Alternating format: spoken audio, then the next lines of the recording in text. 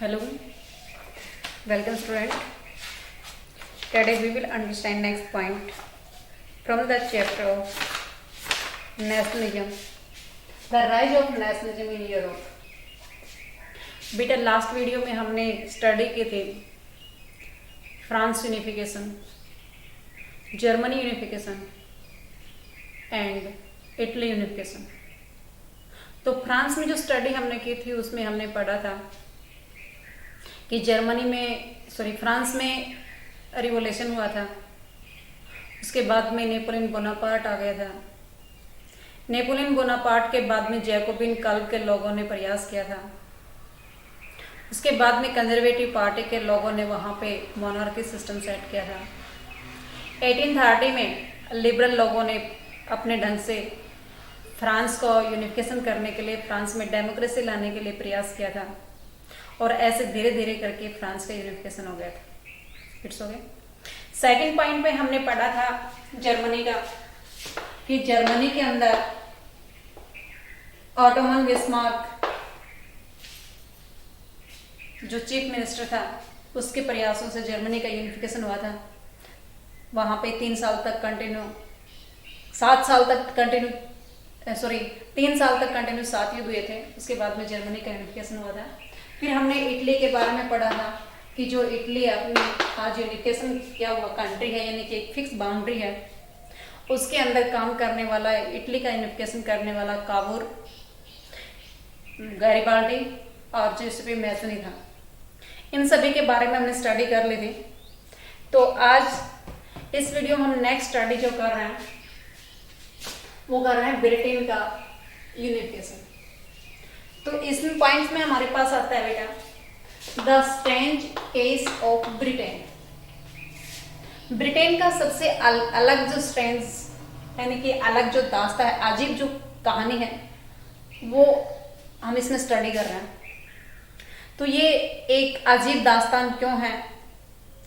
क्योंकि जिस प्रकार से फ्रांस, जर्मनी और इटली में यूनिफिकेशन हुआ है, ठीक वैसे ही ब्रिटेन में नहीं हुआ है। तो ब्रिटेन का यूनिफिकेशन देखने के लिए आप लोग इस मैप को देखिए। ये मैप है। इस मैप में आप यहां से देखिए बेटा, ये इंग्लैंड है, आयरलैंड, वेल्स, स्कॉटलैंड।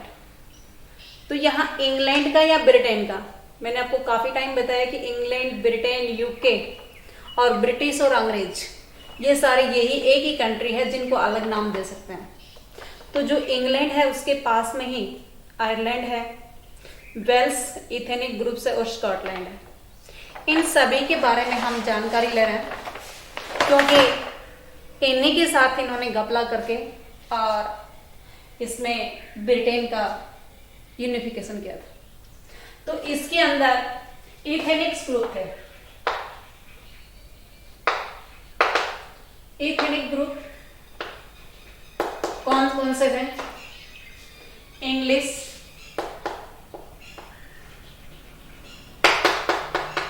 वेल्स और स्कॉटलैंड,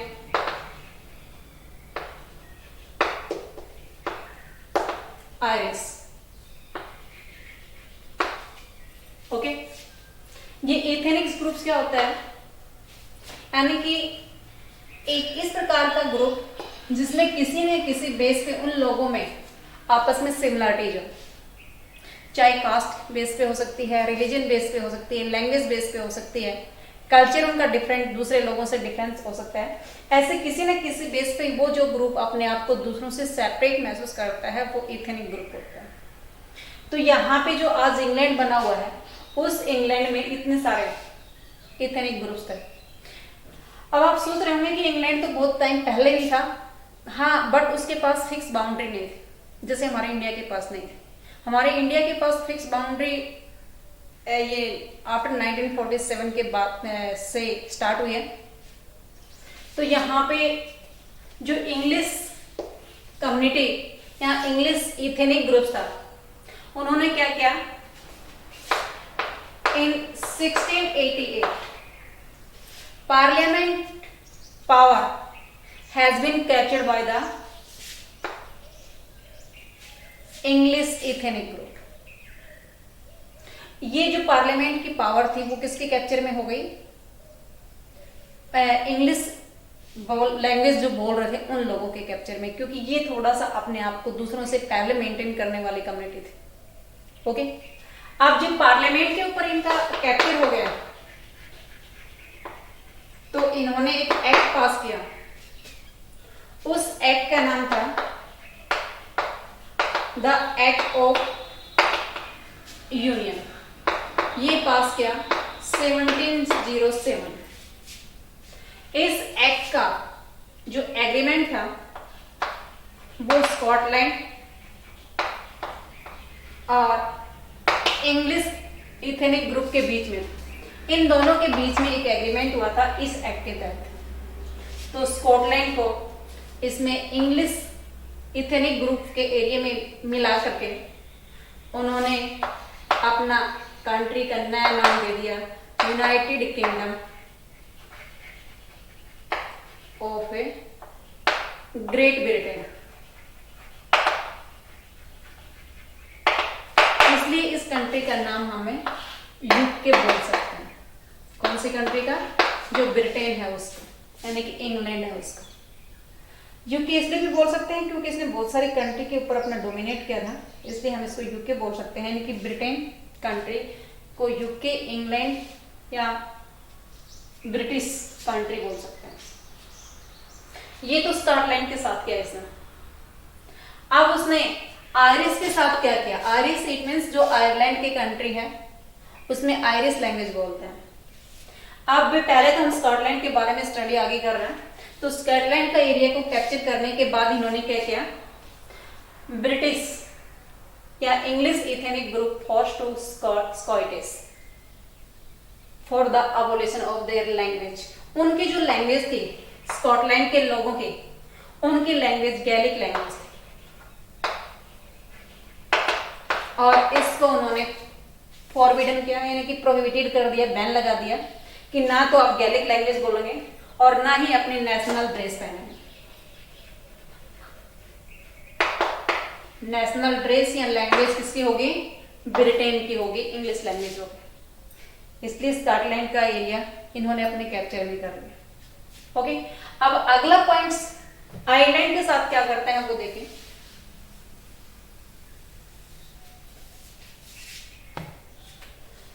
आयरलैंड के अंदर दो क्रिश्चियन कम्युनिटी के लोग दो पार्ट में बटे हुए हैं।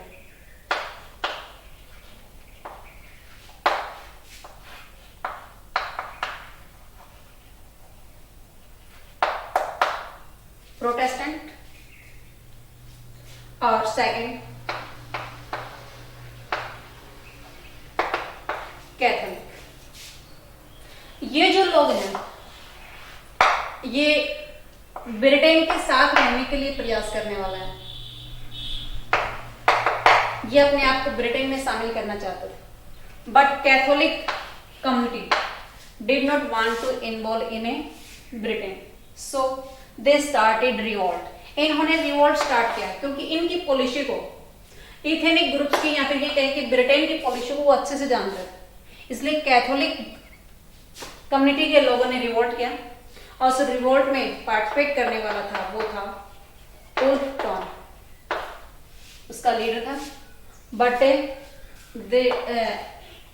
the revolution, it means Wolf's revolution से did not success in this procedure।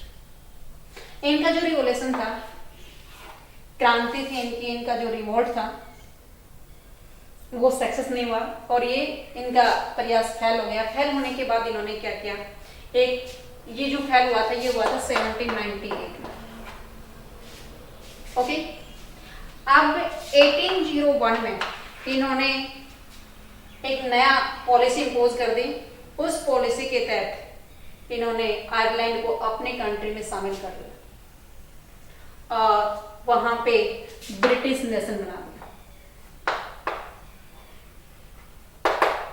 British nation impose करने के बाद इन्होंने यूनियन जैक जो इनका नेशनल फ्लैग है वो सारी एरिया में फहरा दिया एंड जो उनका नेशनल एंथम है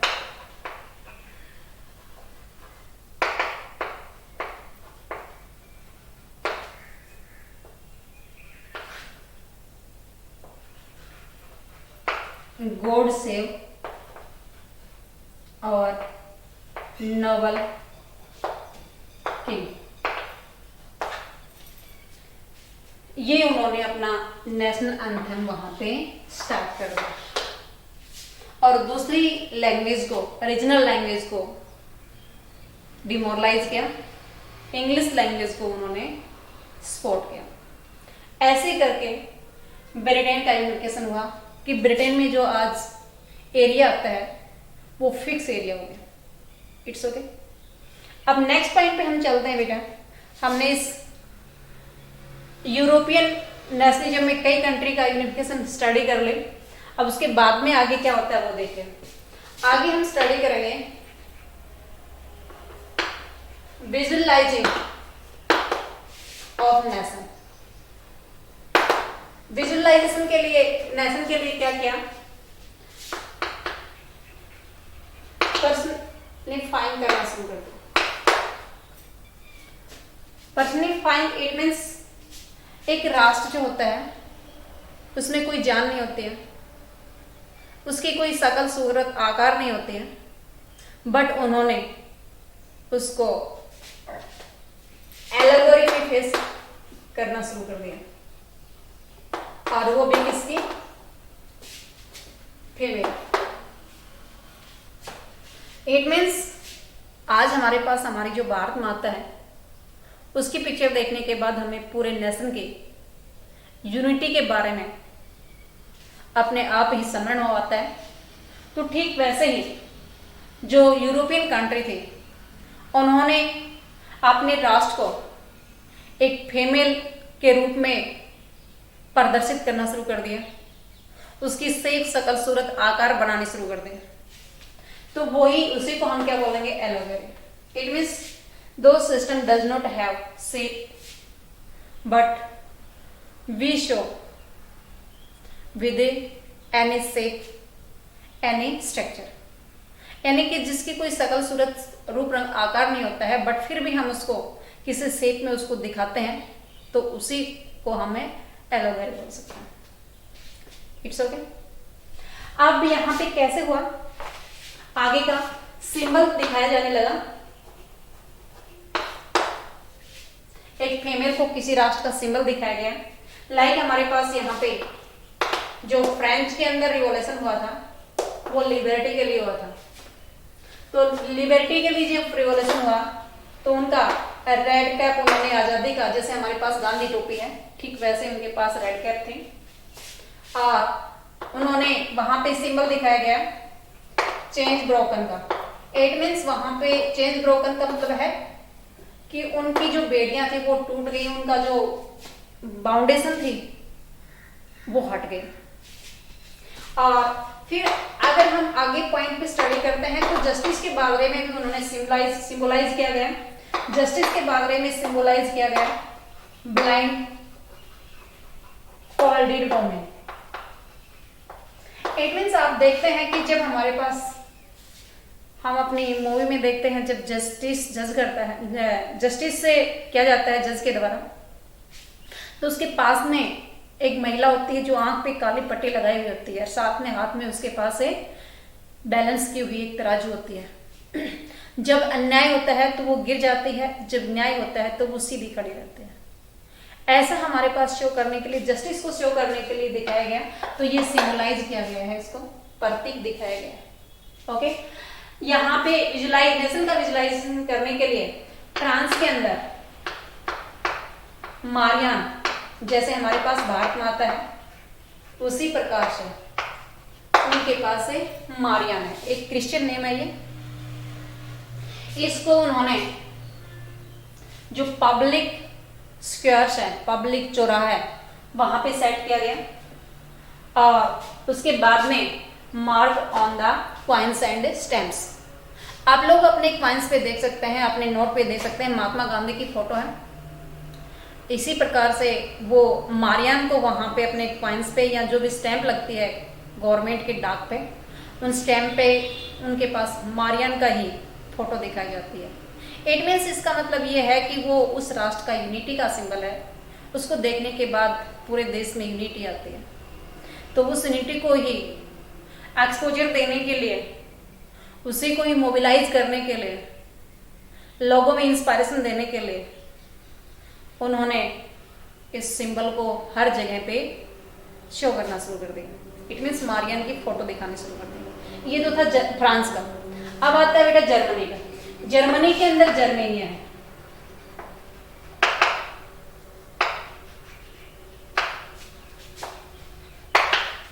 जर्मेनिया आप उसमें फोटो में आपकी बुक में दे रखी है पिक्चर, उसके अंदर आप देखेंगे कि उसके सिर पे crown of oak leaves. Oak एक पेड़ का नाम है बेटा, और उसकी लीव्स का वो क्राउन पहने हुए है। तो ओक जो पेड़ है वो उनकी वीरता का प्रतीक है, इसलिए ओक लीव्स के वो क्राउन पहने हुए हैं।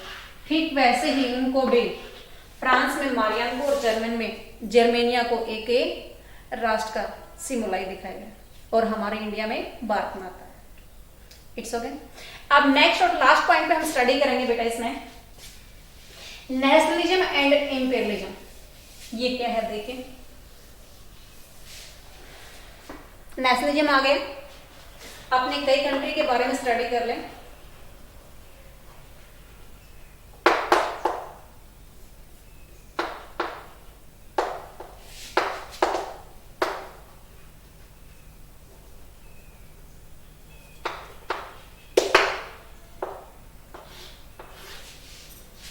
नेशनलिज्म क्यों किया था? देखिए हम फ्रांस से स्टार्ट करते हैं। उन्होंने फ्रेटर्निटी का, लिबर्टी का और फ्रीडम का अधिकार पाने के लिए किया था। तो जब उन लोगों को ये राइट चाहिए था तो क्या दूसरे लोगों को नहीं चाहिएगा? सभी लोग अपने इस आजादी के लिए प्रयास कर रहे हैं, बट ये जो कंट्री हमने स्टडी की, फ्रांस, जर्मनी, इटली, ब्रिटेन, इनमें नेशनलिज्म पहले आ गया था, और नेशनलिज्म आने के बाद वहां पे सिविलाइजेशन का मिशन लेकर के वो लोग चले थे। साथ में उनके पास इंडस्ट्रीज सेट हो गई थी, जो हमने दूसरे चैप्टर में स्टडी की थी। उसकी प्रोडक्टिविटी का कंजप्शन करने के लिए वो दूसरी कंट्री में सेल आउट करने के लिए निकले थे। लेकिन धीरे धीरे उस कंजप्शन की मार्केट को कैप्चर करने के लिए उनकी जो पॉलिसी थी वो नेशनलिज्म की इंपीरियलिज्म में चेंज हो गई। इंपीरियलिज्म इट मीन्स जो कंट्री उसके कैप्चर में आ गई उसके ऊपर अपना डोमिनेट कर ले। इट मीन्स हमारी जो इंडिया है वो भी ब्रिटिश ईस्ट इंडिया कंपनी के अधीन रही है, तो वो उसका इंपीरियलिज्म था। इंपीरियलिज्म की पॉलिसी के तहत उन्होंने इंडिया को कैप्चर किया था। It's okay. अब नेशनलिज्म से लोगों की पॉलिसी किसमें चेंज हो गई? इंपीरियलिज्म में। तो यहां पे हम स्टडी कर रहे हैं बेटा फर्स्ट वर्ल्ड वॉर का कारण क्या था, या लोगों का इंपीरियलिज्म का लिए इंस्पायरेशन कैसे हुआ। आप लोग इसमें देख लें, ये बेटा हमारे पास तुर्की है, और तुर्की के साथ ये ग्रीस है, यानी कि यूनान आप बोलते हैं, और यूनान के साथ साथ ये कंट्री का नाम इसमें नहीं दे रखा, बट अभी मैं आपको बता रही हूँ ये सारा जो एरिया है, ये एरिया यानी कि इटली के साथ लगता हुआ एरिया, ये तुर्की के साथ लगता हुआ ये एरिया, यहाँ पे बहुत सारी कंट्री के लोग पहले ओटोमन एम्पायर के कैप्चर में थे।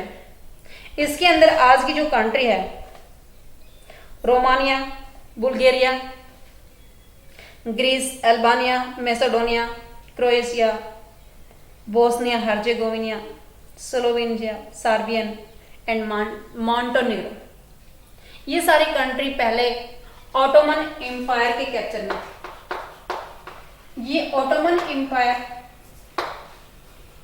ये वही है जिसके साथ मिलकर के हमारे इंडिया के अंदर मुसलमानों ने खिलाफत मूवमेंट स्टार्ट किया था। तो ये मुसलमानों की कंट्री है, इसने पूरे एरिया को कैप्चर में कर रखा था। ऑटोमन बिस्मार्क की जब जड़ें ढीली होती दिखाई दी, तो यहाँ पे बुल्गारिया, क्रोएशिया, रोमानिया, हर्जेगोविना, जो कंट्री आती है, उन सभी कंट्री ने अपने आप को फ्री होने के साथ साथ ज्यादा एरिया अपने कैप्चर में करने के लिए स्ट्रगल शुरू कर दिया। It's okay. जब उसके अंदर इस प्रकार का सिस्टम चला हुआ था तो यूरोपियन कंट्री ने भी, जो पहले नेशनलिज्म के लिए फाइट कर रही थी, बाद में इंपेरियलिज्म की पॉलिसी उनके अंदर आ गई। उन्होंने उस एरिया को अपने कैप्चर में करने के लिए उसमें एंट्री कर दी। साथ में रसिया ने इसके साथ एंट्री कर दी। ये जो एरिया है ये स्लैव एरिया है, इसको बाल्कन एरिया भी वो नाम दे सकते हैं। तो यहां से जर्मनी, इटली, फ्रांस, ब्रिटेन और इस साइड से ये रूस, रसिया ने इसके अंदर अपने आप को झोंक दिया, शामिल हो गया। ऐसे करके ये जो एरिया था, ये एरिया फर्स्ट वर्ल्ड वॉर में चेंज हो गया। और फर्स्ट वर्ल्ड वॉर की स्टडी आपने दूसरे चैप्टर में स्टडी कर ली थी। तो इस प्रकार से जो पहले नेशनलिज्म की पॉलिसी थी वो इंपीरियलिज्म में कैसे चेंज हुई और फर्स्ट वर्ल्ड वॉर का स्टार्टअप कैसे हुआ, उसकी स्टडी हमने इसमें की। It's okay.